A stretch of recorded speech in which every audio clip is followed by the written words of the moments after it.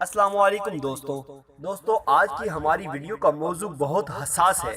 جیسا کہ پاکستان میں اجتماعی زیادتی اور زنا جیسی چیزیں عام ہو چکی ہیں، جیسے ہی کوئی ایسی خبر ہم سنتے ہیں ہمارے ذہن میں پہلا خیال یہی آتا ہے کہ لڑکے کو سزائے موت دے دینی چاہیے، اور دوسرے ہزار قسم کے خیالات ہمارے ذہن میں آتے ہیں۔ لیکن ہم یہ سوچتے کہ آخر یہ کیسے ہوا۔ ہمارا یہ ویڈیو بنانے کا مقصد کسی پر الزام تراشی کرنا نہیں ہے، کیونکہ ہم جس معاشرے میں رہتے ہیں پہلے اس کے حالیہ چال چلن کو سمجھنا بہت ضروری ہے۔ عام طور پر یہ کیا جاتا ہے کہ جسم فروشی کا دھندا گرلز ہاسٹل میں بڑی خاموشی سے کیا جاتا ہے، لیکن ہماری معلومات کے مطابق اب یہ دھندا ہاسٹل سے نکل کر یونیورسٹیز، کالج اور سیکنڈری سکول تک بھی پہنچ چکا ہے۔ اس کے پیچھے کوئی باقاعدہ نیٹ ورک تو نہیں ہوتا، بلکہ یہ احساس محرومی اور مقابلے کے رجحان سے شروع ہوتا ہے۔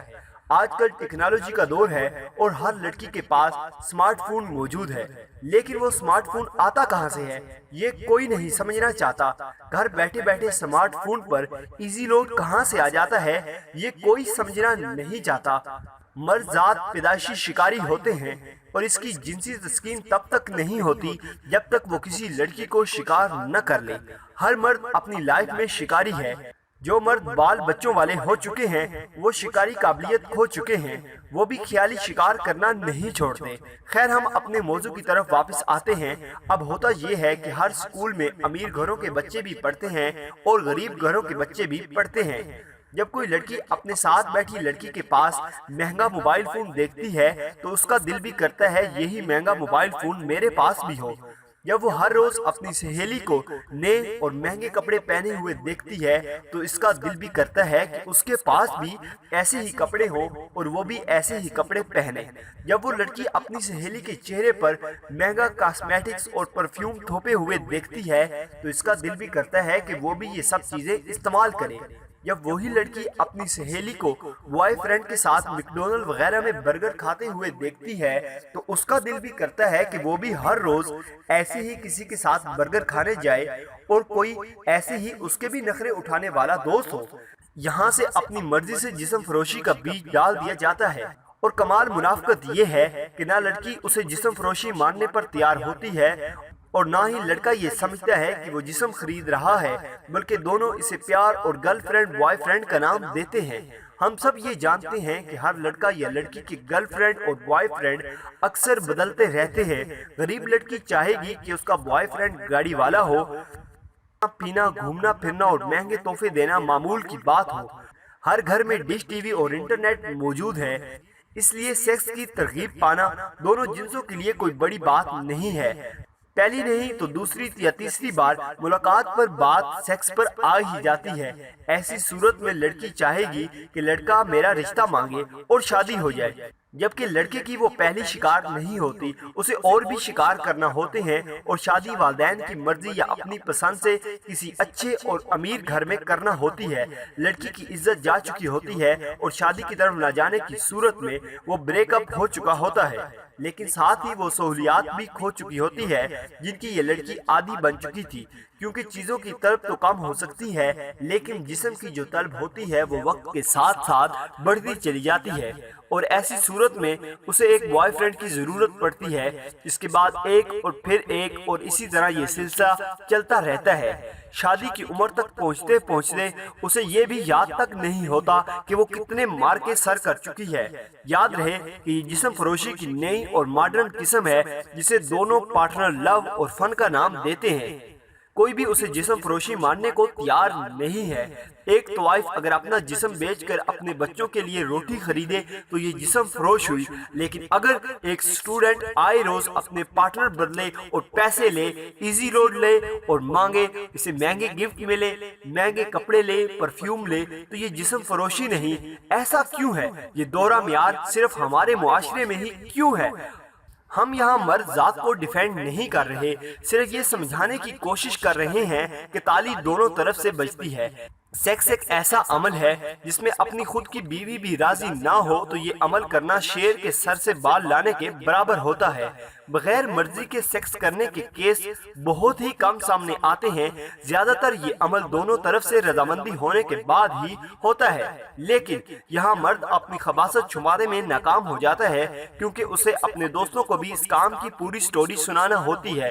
مرچ مثالیں لگا کر اپنے دوستوں کے سامنے مردانگی کو ثابت کرنا ہوتا ہے، اور مردانگی ثابت کرنے کے لیے وہ اس سے بھی گھٹیا حرکت کا مرتکب ہوتا ہے اور کہتا ہے چلو بھائی سب مل بانٹ کر کھاتے ہیں۔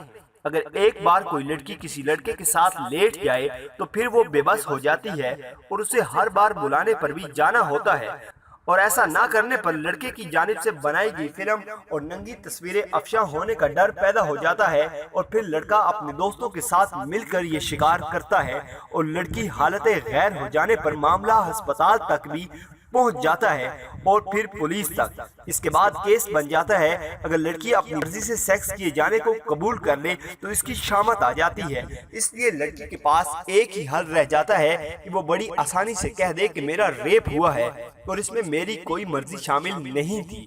ایسی تمام وارداتیں یونیورسٹی، اسکولز اور کالج ٹائمنگ میں ہوتی ہیں، اور گھر بیٹھے والدین کو خبر تک نہیں ہوتی کہ باہر کیا کیا گل کھلائے جا رہے ہیں، اور نہ ہی اس بارے میں جاننے کی کوشش کی جاتی ہے کہ لڑکی کے پاس ہر چیز کی فراوانی کیسی ہوگی۔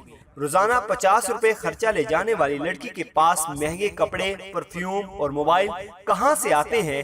یہاں قصور والدین کا بھی ہوتا ہے جو کہ اپنے بچوں کو قناعت کرنا نہیں سکھاتے اور یہ سمجھانے میں قاصر رہ جاتے ہیں کہ اچھائی اور عظمت مہنگے لباس میں نہیں بلکہ اپنی عزت کو برقرار رکھنے میں ہے۔